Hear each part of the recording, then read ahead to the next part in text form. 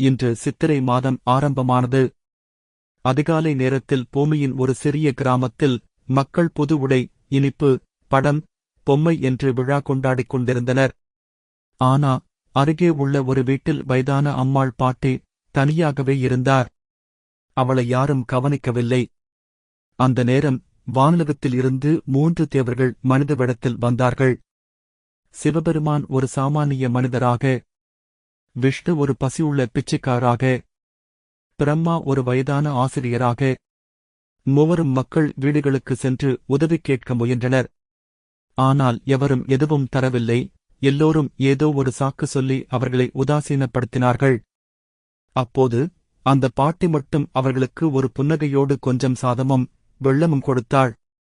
இன்று புத்தாண்டு மகளே, ஒரு கை உணவு கொடுப்பதும் ஒரு வழிபாடுதான் என்று சொல்ல, அந்த நொடியில் மூவரும் தங்களது இயற்கை வடிவத்தில் தோன்றினார்கள். மக்கள் அசந்து போனார்கள். சிவபெருமான் சொன்னார், புத்தாண்டு என்பது புது உடையல்ல, அது புது உள்ளம்தான். விஷ்ணு சொன்னார், ஒரு சின்ன உதவி கூட ஆண்டுக்குப் பெரிய ஆசீர்வாதம் தரும். பிரம்மா சொன்னார், இனிமேல் ஒவ்வொரு புத்தாண்டிலும் ஒருவருக்காவது உதவிக்கரம் நீட்டுங்கள். அதுவே உண்மையான பண்டிகை என்றார். அந்த நாளுக்குப் பிறகு அந்த கிராமத்தில் ஒரு நல்ல மாற்றம் ஏற்பட்டது. ஒவ்வொரு புத்தாண்டும் ஒரு நல்ல செயலுக்கு சமமாகும்.